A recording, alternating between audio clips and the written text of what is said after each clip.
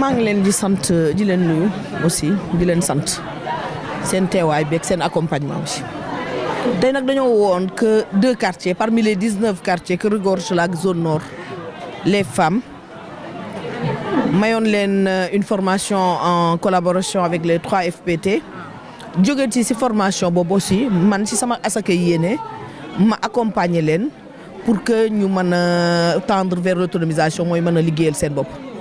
lii nag ça a été possible grâce au soutien de monsieur Cheikh Omar Anne qui m'a aidé pour que ñu mën a jàppale waat jigéen ñi pour que ñu war a mën a xeex ndóol war a mën a tamit xam ne jigéen war na mën a entreprendre war na mën a jàng entreprendre pour mu am jeexital ci njabootam ci borom këram ak ci doomam. bu dee ay groupement nga ko jagleel ñaata groupement la wala bu dee ci limu jigéen ñi ñu ngi toll ci ñoom. fukk ak benn 11 groupements de femmes de 50 femmes présentes donc ñoom ñoo ñëwoon bénéficier wu ci formation bi donc mais 11 groupements yooyu ma génne ñaari quartier rek la polarisé donc kër Cheikh Ibra ak kër Maam Alaaji dans 15 jours laay dem à l'assaut de Guinaw Rail wëlbatiku xaw a cof Madina Fall commencé ji maaye vers cette zone là où nous sommes très très faibles. justement boo waxee jàppale jigéen yeneen quartier yi dinañ ci bëgg lool parce que jigéen ñi sonn na est-ce que ci sa programme am nga yéene génn ko dem ci yeneen zones yi notamment est ouest ainsi de suite. Évidemment ici aujourd'hui nous sommes dans la zone nord à Kër Mama Ladji moi je suis native de la zone nord mais 10e laa yaroo donc foofu c'est la zone ouest. Ma maison se trouve à Grand Standing c'est la zone ouest donc le département de Thiès ku nekk xam nga ni lu sax xel gàtt xam nga ni département de Thiès li ko seentu yëpp taalibe El Hadj Ahmed Ndiéguène la te yàlla defal na ma l'insigne honneur ma bokk ci famille boobu donc ba samay taalibe maam ak samay njabootug maam wër Thiès su neexee yàlla su ma jógee ci ñetti zones yi je vais à l'essor du département donc dëkku sëriñ bi nag yu ci bëri mooy kër Saara Badiane kër Demba Ngoy Mbul Kayel Xiinin ak Bayaax ak Kër Séga yooyu yëpp tamit ak Kër Mori Fall donc kër yooyu yëpp dinaa dem seetiwaat jigéen ñi remobiliser waat leen xam ne am nañu candidat président joxoñ nañu ko muy Amadou Ba et on va en faire notre 5e candidat notre 5e président. Vous devez sans doute le savoir, la zone nord est une des zones les plus défavorisées de Thiès. Donc d'où la nécessité, d'où aussi notre objectif qui est de renforcer les femmes, de les former d'abord déjà, les former et ensuite les capacités pour qu'elles puissent devenir autonomes. Et le président Macky Sall a fait du Yonoké qui est un des 3e piliers, les femmes. Donc l'autonomisation des femmes, ça a été son credo et nous y travaillons pour que les femmes soient réellement autonomes. Et qui dit l'autonomisation de la femme dit une aide pour la famille parce que les femmes sont le socle de la famille. Donc c'est pour ça qu'on s'est dit pourquoi pas ne pas former les femmes, pourquoi pas aussi ne pas les capaciter, donc un modeste financement donc, et pour les accompagner pour qu'elles puissent être autonomes. 11 groupements, c'est pas anodin, c'est un peu trop quand même. Oui, mais on peut même faire plus. Mais malheureusement, nos moyens sont limités. Donc, nos moyens sont limités. Mais nous pouvons pratiquement tous les 2 semaines. Et j'avais même lancé un concept, un jour un quartier. Mais malheureusement, je n'avais pas pu le dérouler. Donc maintenant, nous allons à l'assaut de la zone nord des 19 quartiers. Donc je commencerai dans 2 semaines à Guinaw Rail et puis je marcherai vers la zone nord, vers Madina Fall, Taxikaw, Kawsara, Kërikaw, Thiapong, les villages rattachés et je terminerai par Kër Modou Ndiaye, un des villages rattachés qui est mon quartier de cœur. Je vous remercie. Les autres communes, les départements vous réclament parce que les femmes souffrent? Oui, en tant que coordonnatrice départementale des femmes, c'est vrai que le département nous réclame, hein, c'est normal. Donc, et moi, le département, comme je dis, c'est une histoire d'amour. Les Ndiéguène et le département de Thiès, parce que nous polarisons combien de villages? Kër Xiinin, Kër Mori Fall, Kër Demba Ngoy, Kër Saara Badiane, Kër Séga, Mboul, Kayel, tout ça, ce sont des villages de mon père. Donc, il suffit d'un peu que je termine un peu avec le département. Et dans ma zone aussi, la zone ouest. Moi, tout le monde sait que moi, je suis native de 10e. Donc, quand je terminais avec le quartier 10e, Grand Standing où j'habite, qui est dans la zone ouest, Kër Ablaye Yakhine, où j'ai une base très très solide. Je vais aussi à l'assaut du département, les 15 collectivités. En marge de cette activité, la reconquête de Thiès est primordiale aujourd'hui pour le Benno. Comment allez-vous? Elle est plus que primordiale, la reconquête de Thiès. Ce que je peux vous dire, nous y travaillons, nous y attelons. Et dans l'unité, et Amadouba, 5e président, nous y travaillons de pied ferme. Je vous remercie. 60% pour Thiès. Je le confirme. Merci. Vous devez sans doute le savoir, la zone nord est une des zones les plus défavorisées de Thiès. Donc d'où la nécessité, d'où aussi notre objectif qui est de renforcer les femmes, de les former d'abord déjà, les former et ensuite les capacités pour qu'elles puissent devenir autonomes. Et le président Macky Sall a fait du Yonoguké qui est un des 3e piliers, les femmes. Donc l'autonomisation des femmes, ça a été son credo et nous y travaillons pour que les femmes soient réellement autonomes. Et qui dit l'autonomisation de la femme, dit une aide pour la famille, parce que les femmes sont le socle de la famille. Donc c'est pour ça qu'on s'est dit, pourquoi pas ne pas former les femmes, pourquoi pas aussi ne pas les capaciter, donc un modeste financement, donc, et pour les accompagner, pour qu'elles puissent être autonomes. Ce groupement, c'est pas anodin, c'est un peu trop quand même.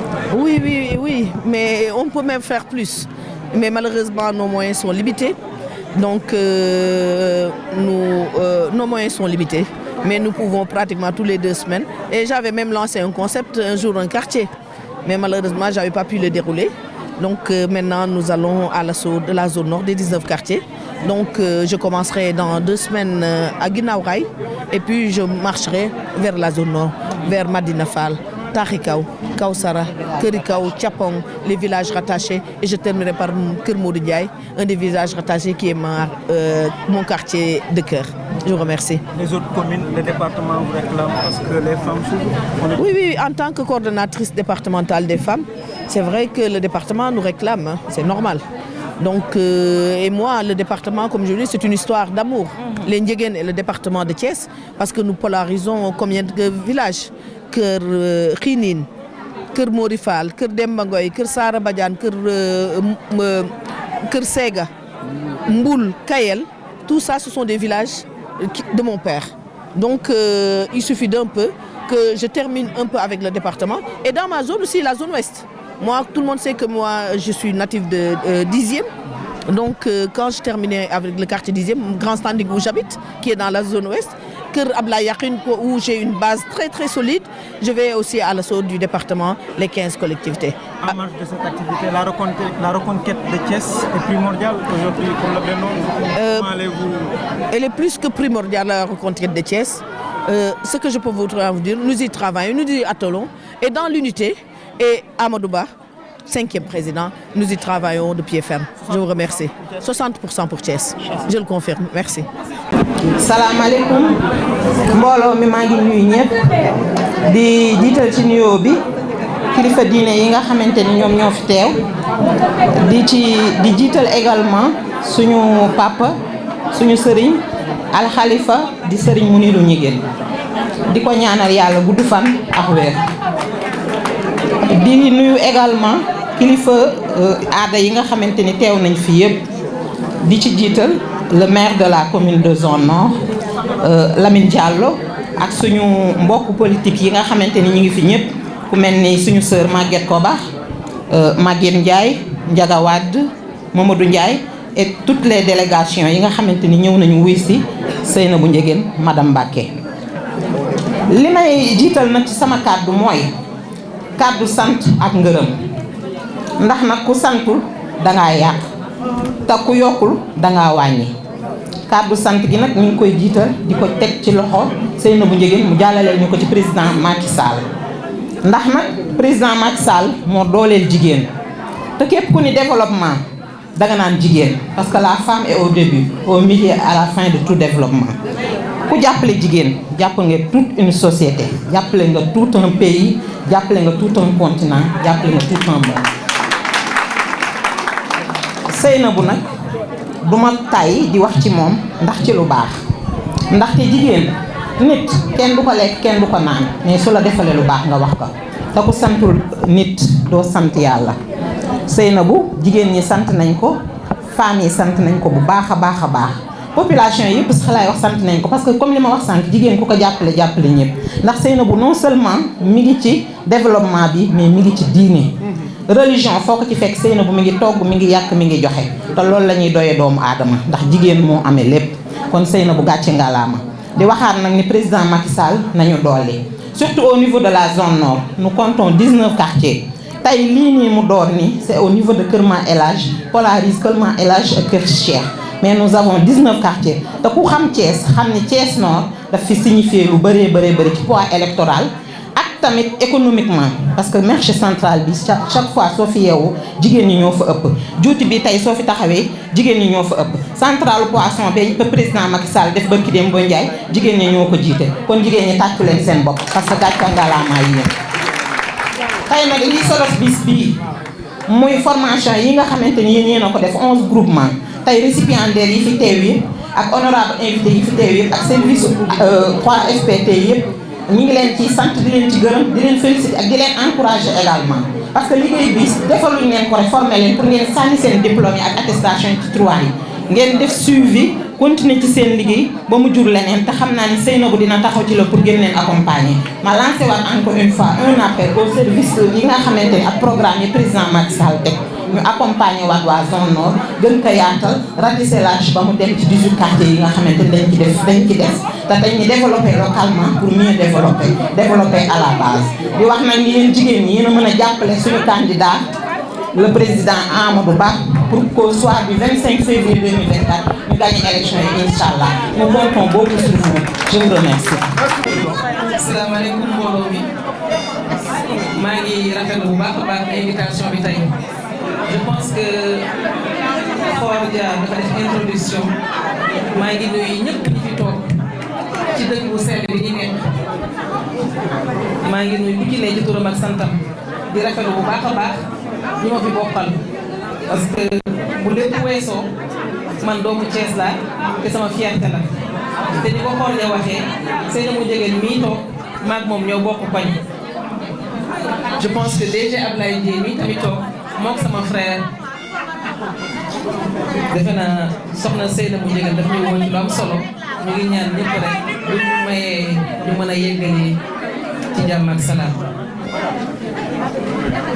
comme ni ma ko waxee woon rek ñi fi ne ñëpp ñun ñëpp Thiès ñoo bokk ndey ak baay tey nag man dama fi ñëw en tant que DG du 3FPT muy fonds de financement de la formation professionnelle et technique bi nga xam ne ñu ngi ko teg depuis 2014 Khor Dia introduire na ko bu ñuy dégg formation yi dañuy dégg rek ne ah formation bi man gisuma ci sama bopp je pense que Seynabou au mois de décembre ñu ngi tase woon Tambacounda mu ne Sophie sama sœur waa Thiès si nag seen formation nan la kañ lañ ciy jot ma yónnee ko lien ma ne ko bindu nga ñu tasewaat feneen mu ne ma formation yi nan la et cetera ma ne ko jëlal lien bi nga jox ko GIE yi nga xam ne dañoo soxla formé wu ñu enrôlé wu. niñ ko defee noonu ci transparence ñëpp a ci xaj amul xaj ak seen dañoo jug pour jàppale Sénégal mu jëm kanam loolu moo waral 3FPT ñu teg ko fi fonds de financement de la formation professionnelle koppar bi ñuy yore jóge woo rek ci ngelaw entreprise sénégalaise yi ne Sénégal ñoom ñoo accepté ne dañuy jël ñetti% ci seen ay koppar ñu jagleel ko lépp luy wàllum formation professionnelle le président de la République ci vision woom mu décidé ne que koppar boobu ñuy génne 100% dañ koy jagleel wàllum tàggat pour wane rek ne tàggat dafa am solo ci réew parce que boo yorulee nit ñi li ñuy soxla doo mën a dem ñu ngi wax Sénégal ñun fii Thiès buñ ñu déggee dañuy wax roxu raay yi ñu ngi wax aéroport mi ngi fi am ñu ngi wax port de Ndayane mi ngi waaj a ñëw Thiès la bokk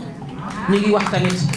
Jeux olympiques de la jeunesse yéen a ngi koy commencé dégg xam naa ne gisagu leen ci seen bopp mais ñun léeg-léeg dañuy toog ba biir bi gis ko ñu gis nit ñi di dem ñu gis kële mu sol t-shirt am ñu gis kële muy activité ñu ne lu tax man jëluñu ma te ba ñuy commencé ba ñuy tàmbale ba ñuy wax jugu leen ci woon. ñu ngi wax pétrole et gaz bu ñu nee pétrole et gaz dañ koy exploité en 2024 ça veut dire que ñooñu noonu am na ñu fay liggéey déjà. doo toog ba ñu gis pétrole yi dem oto yi rafet yi dem ngay ne noonu man boolewuñu ma ci dañ koo baat di jox ko ñeneen et cetera déedéet dañuy jàng fa jàng jotee parce que bu ñuy soxla entreprise du jël rek koo xam ne daf ko neex wala koo xam ne que xaritam la kuy yore lu muy liggéey day bëgg koppar boobu sax kenn du witt ci ko xaalis bi ci garab yi donc dafay am solo lool ñun ñuy gëstu suñu réew lan moo fi am ñu ngi ne tali buy jógee Dakar dem ba Ndar ñu ngi ne port de Ndayane wax naa ko Jeux olympiques de la jeunesse ñu ngi ne bus rapide transit ñu ngi ne TER bi ñu ngi wax activité yu bëree bëri pétrole gaz bi yeneen ak yeneen mi ngi ne suñu réew mi mais est-ce que am nañ ndaw est-ce que am na ñoo xam ne mën nañ ci liggéey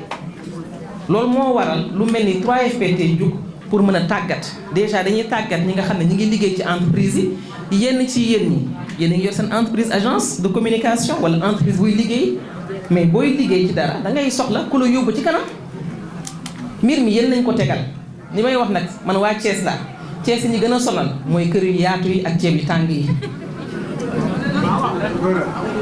Thiès loolu daf ñoo sonal parce que 3FPT bañ ko créé 2014 ba léegi Thiès yëngatu ci lu bëri ñeneen laay gën a gis yeneen région yi ñoom ñoo ci gën a farlu waaye Thiès dañ leen di ne am sax ñu ne xaaral ma ñëw damay bëgg nag li nga xam ne nag seen doom moo fa ne seen sœur seen rak seen am di jàmm ngeen gën cee farlu ngeen gëstu tam li am ci Sénégal bi yëpp pour tam ngeen jël seen wàll dañuy former personnel des entreprises ku ci am entreprise nga ne ah man kat tey damaa bëgg kat ñu tàggat ma mën a xool nan laa mën a defee ba sama produit gën a baax nan laay defee ba sama marketing gën a baax nan laay defee ba li may jaay gën a jaar yoon wala sax samay am ñi may liggéeyal ñu gën leen former ci qualité ñun mën nañ ci tàggat ñu am beneen pàcc boo xam ne ci ndaw lañ ciy jàngal ndaw yooyu nag dañ leen di jàngal ci CAP CPS licence ba licence 3 li boo ko déggee sax da ngay ne ku jàng école rek la déedéet ci vision bi l'autorité le président de la république mu wax ne que ki nga xam ne que musul jàng école ndongo daara mi ngi ci biir mécanicien mi ngi ci biir menuisier mi ngi ci biir képp kuy doomu aadama rek képp kuy sénégalais nga am 15 ans ba dem 40 ans rek ngay ndaw am nga droit dem demander formation boobu ñu tàggat la ndax nga jëriñu loolu mooy CPS muy produit d'inclusion ñu leen di ñaax nag vraiment ngeen dem jege ji pôle emploi entrepreneuriat maa ngi ànd ak tey Diouf nga xam ne mooy coordonnateur technique bi mi ngi nekk nii ci booru Maniang Soumaré espace jeune bi ngeen dem foofu ngeen enrôlé wu bu ko defee li ngeen soxla bu dee jigéen ñi groupement yi ñu ma leen ci enrôlé bu dee tamit ndaw yi la ñu wan leen ci ñu ngi lancé ay projet am solo bu ñuy wax formation professionnelle bu njëkk ba da ngay ne rek ku jàngi école échoué rek foofu lañ koy yóbbu mais tey jii ñi man bu ma solee yére du wax du ku jàngi école yi mën a bind lii métier la micro bii tax ngeen may dégg métier la mur bii nii bâtiment bi ñu toog métier la yére yi ñuy sol ma yaakaar ne local laa sol soluma local tissu importé la tissage la mais est-ce que ñun am nañu unité de tissage est-ce que ñu ngi investir ci métier yu am solo yooyu noonu ngaay kenn présenté tu ko wàllum der bi donc dañuy former ci métier cuir yi bouterie tissage broderie donc lépp lu waaye xalaat rek ak lu mu yaakaar ne war na mën a am ñu ngi ciy yëngatu ñu leen di ñaax nag vraiment li ngeen yaakaar ne que am na solo si yéen dañ leen ciy gunge bu ñu la formé ci licence wax nañ ko CAP BT BTS ba ci licence bi ñu ngi ciy def produit d'inclusion yi mosoo jàngi école nga nekk ndongo daara wala leneen nga nekk njëriñ dañ lay gunge léeg-léeg entreprise bi ne man kat damaa toll fi damaa soxla ñaar ñett profil yi nii ñun dañ lay accompagner former la yooyu nga mën leen recruter ñu duñ fa yem léeg-léeg nag ñu am métier yu bees dàq yoo xam ne awuñ ci woon lenn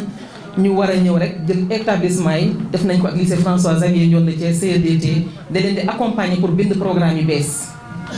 parce que bu ñu nee pétrole ñun xamuñu ko woon donc ça veut dire il faut ñu former ay jàngalekat yu bees 3FPT day yëngatu ci loolu pour dire rek ne vraiment état du Sénégal teg na fi ay bànqaas yoo xam ne nag boo tëddee sa kaw lal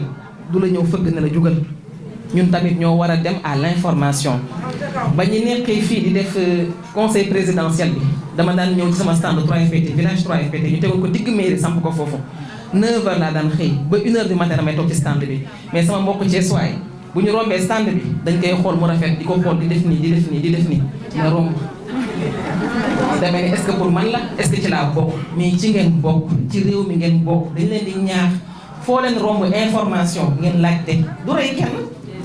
bu leen tontu bu ñagas moom la concerné mais yow fullaak fayda li ma tax a jóg dama ciy taxaw bu mot sëkk bul ne non kii woowu ma kii la àndal lii la déedéet yéen ñëpp ci ngeen bokk maa ngi leen di gërëm di leen sant kàddu yi daal ak kenn mënu ko fi teg benn programme boo xamante ni romb na plan Sénégal émergent moo tax ba léegi kenn waxagu fi programme kenn waxu fi lenn lu dul li ñuy wax ay bonne gouvernance ay loo xamante ne ay nax la loolu ñun duñ ko nangu ñun nag li ñu fi ñu présenté jël Amadou Ba jox ñu ko suñu responsabilité mooy ñu àndandoo booloo nekk benn liggéey pour un intérêt commun parce que jàpp naa ne nag balaa nga naan naam ne fa ñun fii ñu jëm c'est un tournant décisif parce que le Sénégal est un pays qui est en phase de développement ku ko xamul gis nga ko donc nag loolu tey ñun waruñoo toog ba ëllëg réew mi tegu si yeneen loxo yoo xamante ni amuñu xam-xam amuñu vision amuñu gis-gis li leen ñor mooy fukkati nguur gi ba pare tay la ko si yeneen dëkk tay la bi nag li may wax mooy Sénégal réewu jàmm la te li ñu wër yëpp ci sous-région bi gis nañ tension yi nga xamante ni moo fi nekk ndax pétrole ak gaz bi nga xamante ni mooy génn am na ñoo xam ne li leen ñor mooy yor seen almet divise ñu ba taal suñu réew te loolu buñ ko nangu te loolu nag pour ñu bañ mu am mooy nañu def lu tout ba élection yi ñu gañe ko képp ku toog fii ànd ak Seynabou jàpp naa ni war nga ànd ak moom ci ngor ak ci teraanga ànd bi ci ngor ak ci teraanga nag mooy bu élection yi jotee nga jël sa doom jël sa borom kër jël sa goro jël say mbokk ne leen kaay leen dem voté ndax Seynabou parce que moo ma jàpp ñoo ko ndax Seynabou bu gañee yokkuteem la mais également yokkute Sénégal donc loolu moo doon kaddu yi nga xamante ni bëggoon naa ko te sànni di wax ñi jigéen ñi man mii Seynabou laa àndal ci li muy def te dinaa gën a ànd ak yéen ñu duggaat si yeneen gox yi ànd ak moom renforcer ci financement yi nag jàpp naa ni Seynabou du yem rek si yow ñu ne dinañ jël suñu alal jox la ko nga accompagner les femmes de la commune de Ziguinchor.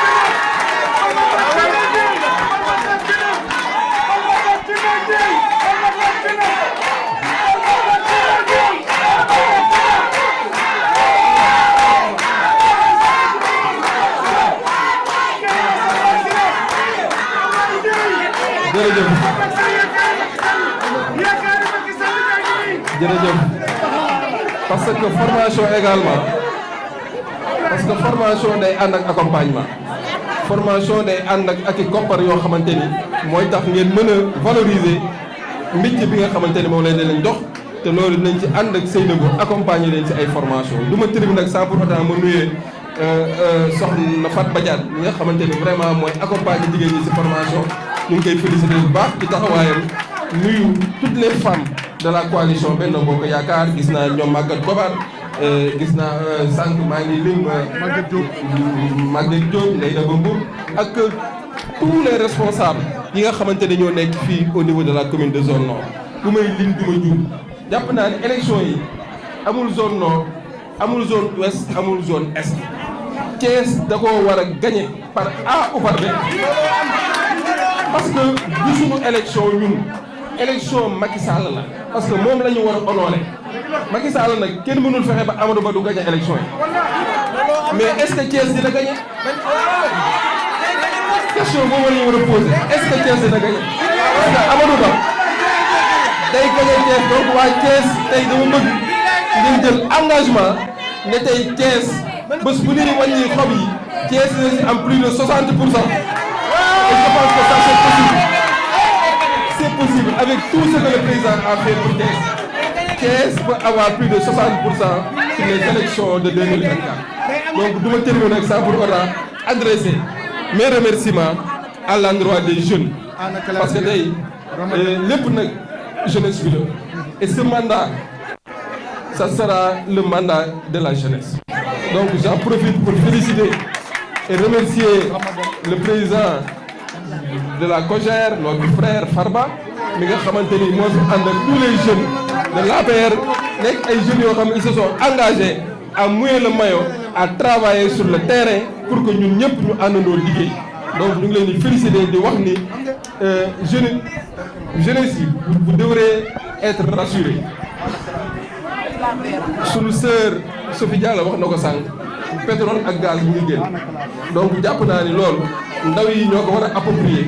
mais également Sénégal yëpp ñoo ko war a approprier te loolu nag lii tax ñu may ko mooy ñu falaat Amadou Ba donc maa ngi leen di ñaax di leen jox rendez-vous dans 15 jours boo xamante ni war nañoo ànd ak Seynabou si ginnaaw raay parce que lii tey chaque 15 jours dinañ dem sama leen gox pour seeti jigéen ñi waxtaan ak ñoom donc ñu ngi nuyu suñu sœur Anna Claver ak suñu sœur Ramadem di sama xarit vraiment di jigéen ñu jàmbaare yàgg